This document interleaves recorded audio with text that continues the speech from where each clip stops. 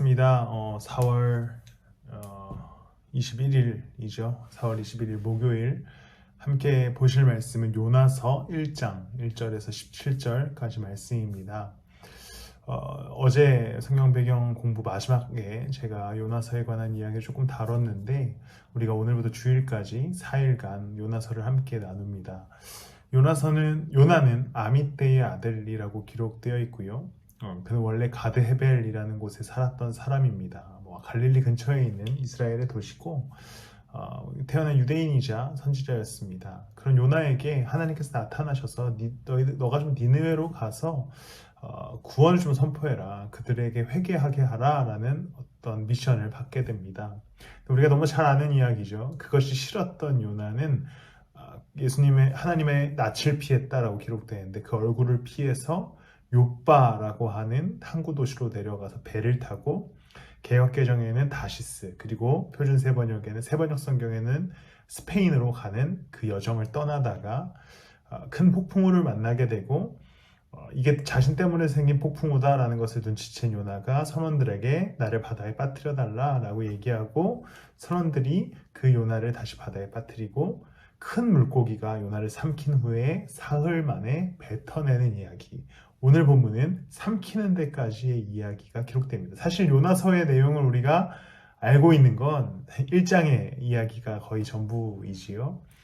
어쨌든 요나는 니느웨로 가는 것을 거부합니다. 왜 그랬냐면 역사적 배경을 보면 사실 요나의 입장이 충분히 이해가 됩니다. 니느웨는 이제 아수르의 수도였고 아수르는 요나가 활동하고 살았던 북이스라엘을 이제 지배하려고 하는, 멸망시키려고 하는 아주 무서운, 매서운 국가였습니다.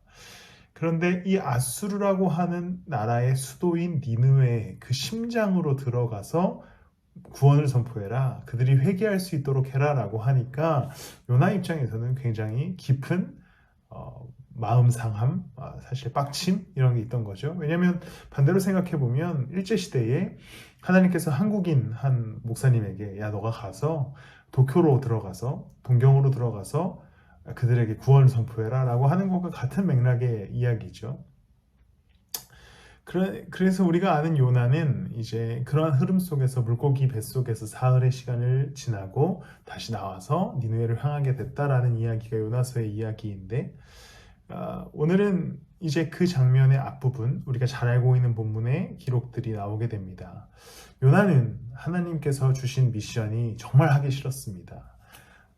당시 강대국이자 북이스라엘을 괴롭혔던 니느웨 아수르로 가서 복음을 선포해야 하는 일, 구원을 선포해야 하는 일을 정말 하기 싫었던 것이죠. 그래서 자신이 원하지 않는 상황에 처해지자 하나님의 명령을 피해서 자신의 뜻대로 행동하기 위해 요빠로 내려가서 그 다음에 스페인으로 향하게 됩니다. 거기서 뱃삭을 내고 스페인으로 가는 배 안에서 요나는 평안히 잠을 청하게 되죠. 여기서 우리는 우리의 모습을 발견합니다. 그래서 어르신 목사님들은 요나한테 요나다, 이게 나와 같다라고 하는 농담들을 하는데 제가 한 농담이 아니라 그냥 어른들이 그랬다는 거예요. 우리는 하나님께서 우리의 삶 가운데 각자의 인생 가운데 부르심이라는 게 있습니다. 공통적인 부르심도 있지요. 예를 들어서 그리스도인으로서의 부르심, 좁은 길을 가라라고 하신 부르심, 각자의 십자가를 지라라고 하신 부르심 등등. 그런데 이 부르심을 잘 걸어가다 보면 내가 원하던 삶의 방향, 내가 원하던 가치와는 다른 부르심일 때가 종종 있습니다. 내가 원하는 삶의 가치는 조금 더 화려한 삶, 혹은 하나님과는 조금 다른 생각들, 성경에서 이야기하는 것과는 좀 반대된 인생을 살아가고자 하는 우리를 발견합니다. 그렇다고 해서 우리는 하나님의 하나님의 얼굴을 피해서 도망할 수 없다는 사실을 기억하시길 바랍니다. 요빠로 내려가서 스페인으로 가는 배에 편안히 누워서 갈 거라고 착각했던 요나는 폭풍우를 만났지 않겠습니까?